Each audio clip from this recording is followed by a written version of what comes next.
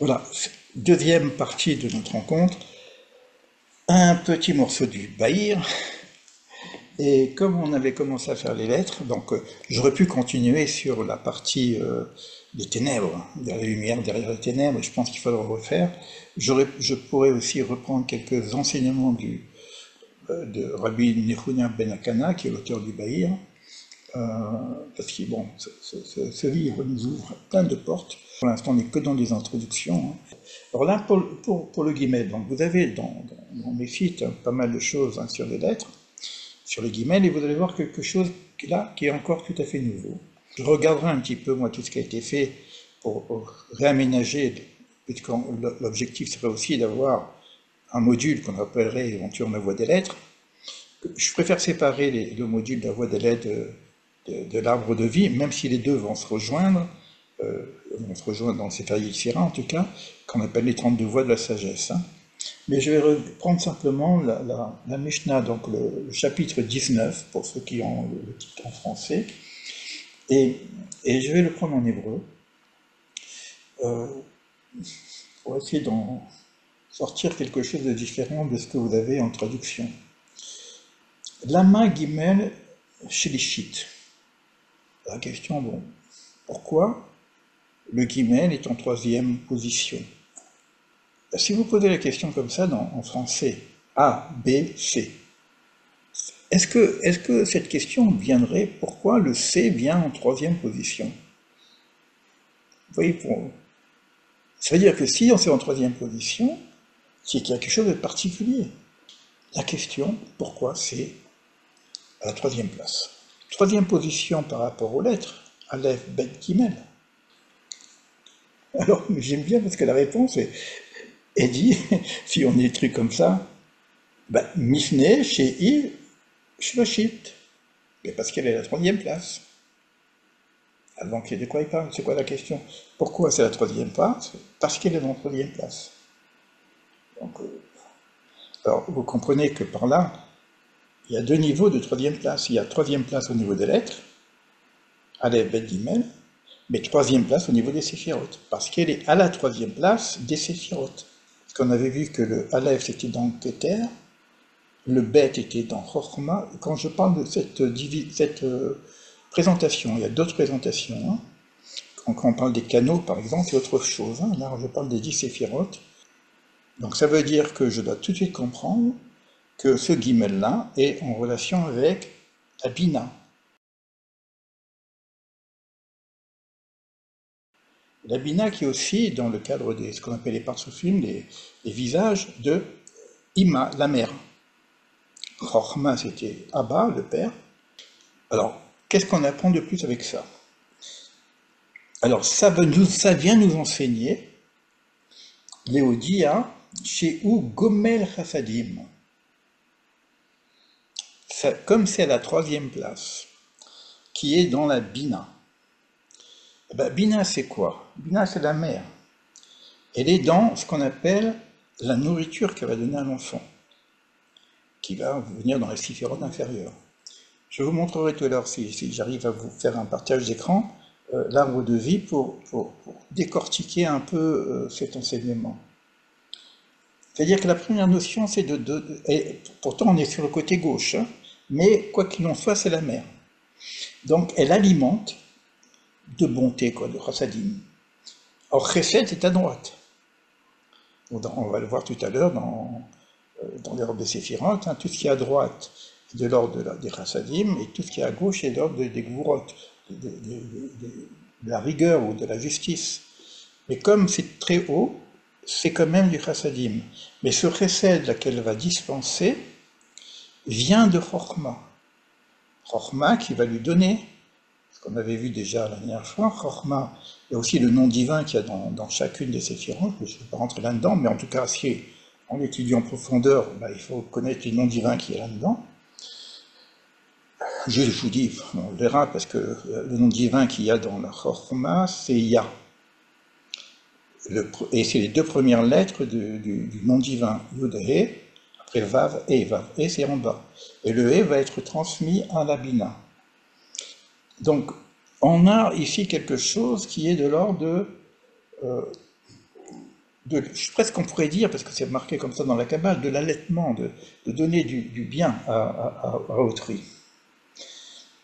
Rabbi Akiva Amar, maintenant on a un autre enseignant qui vient nous dire, Lama Gimel Shlishit, pourquoi elle est troisième, Mifne Shegomelet, donc il reprend le même terme qu'au-dessus, parce qu'elle fait du bien, elle donne, c'est ce qu'on appelle Gnimut Rasadim, hein, la bonté donc, naturelle. Mais il ajoute, Ume Gadelet, et elle fait grandir. Là, vous avez tout un principe, si vous voulez, dans la Kabbalah de ces séphirotes inférieures qu'on dit qu'ils sont dans devenir petites, Katan comme un bébé, qui va s'allaiter, et après il va grandir. Donc elle va faire grandir l'enfant, en tout cas les séphirotes inférieures, mais en tout cas le monde aussi. Donc l'idée c'est d'être nourri par une lumière divine qui est dans Bina. Ou Mekayemet, et elle maintient, elle fait subsister au niveau de la vie. Évidemment, si vous prenez un enfant qui n'est pas allaité, ben, il ne peut pas. Donc, on va voir qu'est-ce que c'est cette notion de grandir. Et ça va être très intéressant même au niveau coaching. Vous voyez qu'on aurait quelque chose qui pourrait rentrer dans, parce que tu vois, dans tout le coaching existentiel qu'on avait fait, c'était aussi avec les lettres, mais là, on a quelque chose de nouveau par rapport à ce qu'on avait appris jusqu'à présent. Alors, et ça, il va venir chercher un autre verset, qui est dans Bereshit, dans le texte de Bereshit, où on voit que la mère, elle va allaiter l'enfant. C'est dans Bereshit 21, 8. Je ne suis pas rentré dedans parce que je peux pas. L'idée, c'est de rentrer en détail pour là, on fait que des introductions. Hein. Et c'est marqué quoi? Vaïgdal, et elle a fait grandir, à Yeled, et il a fait grandir. Vaïgamal. C'est marrant, le gamal, c'est aussi le chameau, hein. Bon, mais ça, c'est on a déjà vu ensemble avant. Celui qui est dans le désert, etc. Vaïgamal, ça veut dire qu'elle a sevré. Comment tu fais grandir quelqu'un? Pas en le nourrissant sans arrêt, en le gavant comme on gave les oies. À un moment donné, il faut que l'enfant grandisse, donc il doit prendre son indépendance. Et pour ça, c'est le sevrage. Dans le même mot, on a la notion de Gnimut Rasadim, de donner, de bonté, mais il y a aussi une limite.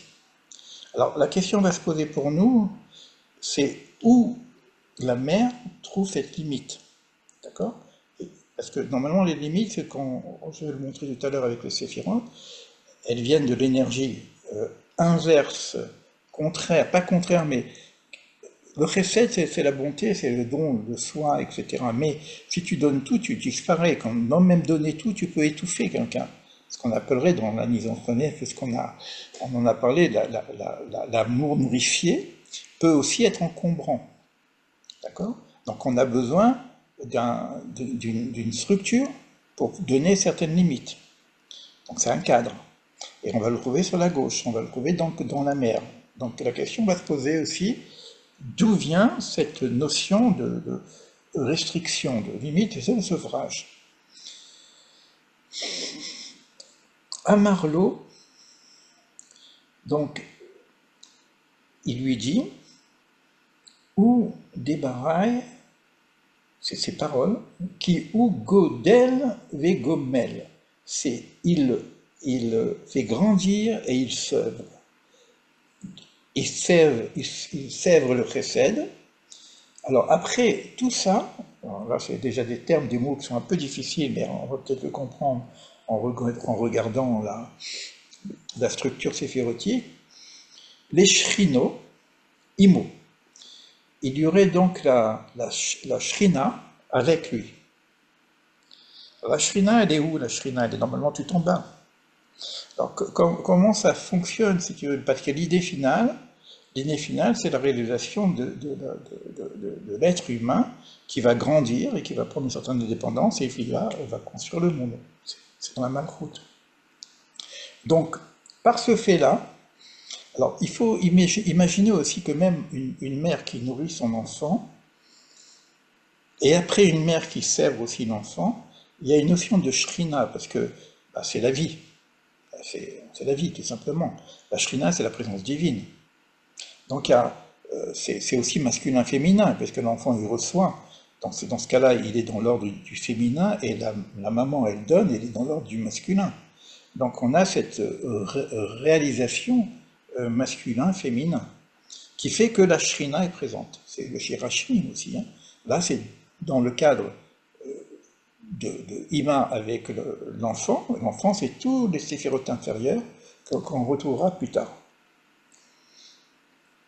Ve Amun Eslo. Alors, je ne sais pas comment ça a été traduit là-bas, mais moi, quand je dis Amun, c'est l'artisan. L'artisan, c'est dire c'est carrément le créateur, parce que c'est lui qui crée le monde. Hein. Il est avec lui. Donc, on a quelque chose d'assez énigmatique. Et moi, j'ai réfléchi un petit peu à ça, et je vais essayer de le revoir avec l'arbre de vie, si je peux vous partager. Vous voyez, j'espère. Hein. Faites-moi un signe. Coucou, c'est bon? En rouge, c'est ce qu'on appelle le petit visage, c'est l'enfant. D'accord? Vous voyez que sur la droite, il y a Chesed. Chesed, ça va être le principe d'Abraham, qui lui va être fait dans le petit visage. Hein. Tout en bas, c'est la Malchut. Hein. C'est là qu'on aura aussi la réception de tout le travail qui doit se faire.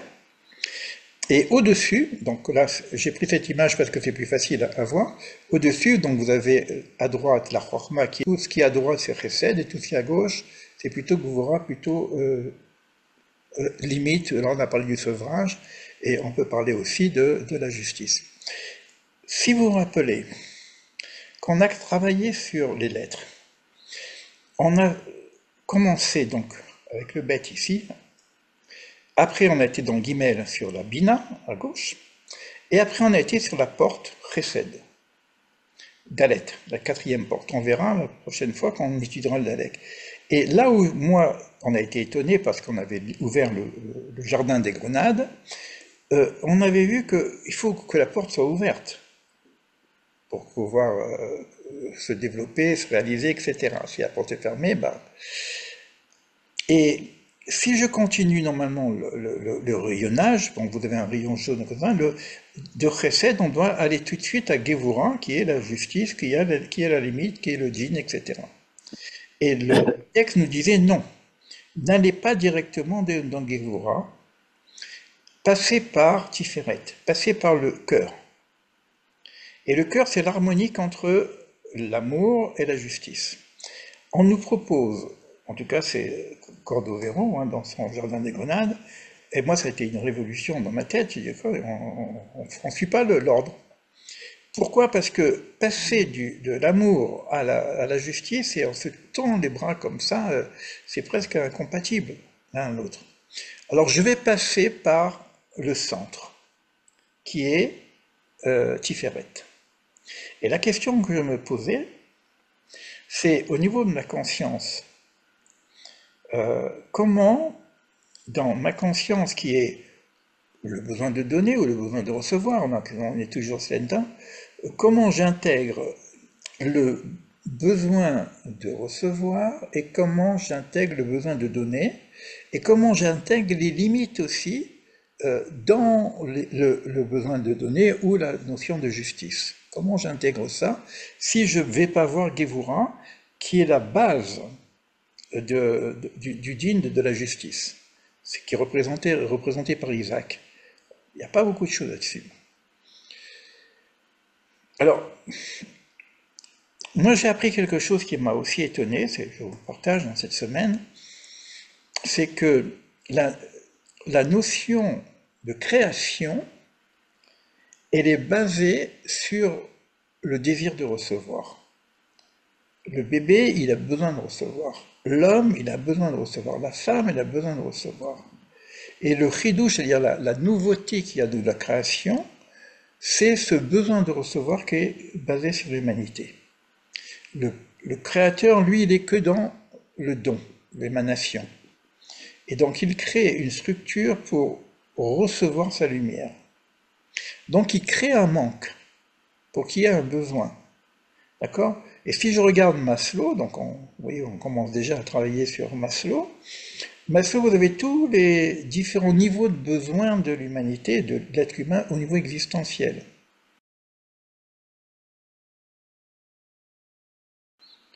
Le besoin physiologique, le besoin d'appartenance, le besoin de reconnaissance, jusqu'en haut qui serait le besoin encore de réalisation de soi. Et moi, je vous avais proposé une pyramide inversée, on en verra quand on fera le développement, qui serait basée sur le besoin de donner. Mais ce besoin de donner ne serait pas de l'ordre de la création. Ce besoin de donner existe de fait par le Créateur, ce qui fait que la bonté humaine, c'est une particule divine qui s'éveille en nous, qui fait que on est ouvert vers l'autre. Donc tu reçois pour donner, mais recevoir, c'est de l'ordre de la structure nouvelle au niveau de la création. Donner, c'est de l'ordre du non créé presque, qui viendrait du divin lui-même. C'est la particule divine qui est en nous. Une fois que j'ai compris ça, je me suis dit, bon, d'abord c'est énorme. C'est-à-dire que la bonté que j'ai, c'est pas la mienne, elle est divine, c'est pas moi qui donne, c'est Dieu qui à travers moi donne. Ok. Quand je suis dans le Chesed, ok. Donc, mais d'où vient maintenant cette notion de restriction, de limiter la chose? Quand je regarde comment je vais apprendre la Gévoura, sans passer directement par la Gévoura, je passe par Tiferet. Or, Tiferet, c'est l'harmonique entre Chesed et Gévoura. Donc, Tiferet contient de la Gévoura, mais dans son harmonique. C'est-à-dire que ce n'est pas une justice, une rigueur, un dogme qui te tombe dessus. Non, non, non, doucement. Va passer par l'harmonique, qui est au cœur, qui est aussi dans une autre forme d'amour, mais un amour, comment dire, conditionnel et non pas inconditionnel. L'amour inconditionnel est beaucoup plus haut. Et là, je vais commencer à intégrer quelque chose. Alors, mais d'où viendrait ce quelque chose aussi qui est dans Tiferet?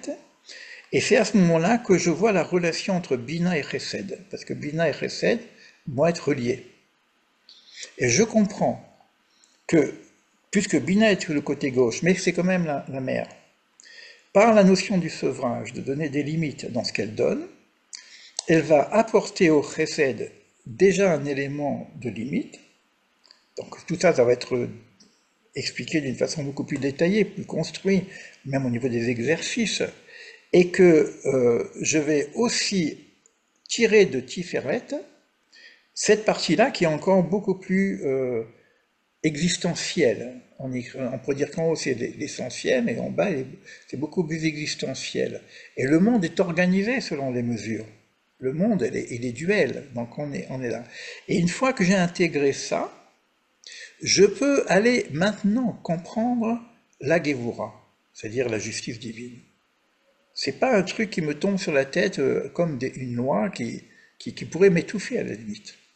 Voilà un petit peu. Bon, alors évidemment, après, on pourrait rentrer dans les autres sphères, Netzar, Od, etc., parce que on verra par la suite, lorsqu'on reviendra certainement sur le Dalet, dans Chesed, et puis on avance comme ça. Voilà le petit partage que je voulais faire avec vous sur ce guimel. On va faire une petite pause avant la méditation. Je vais couper aussi l'enregistrement. Puis je vais voir si, pendant la petite pause, s'il y a quelque chose d'autre que je peux vous ajouter tout de suite.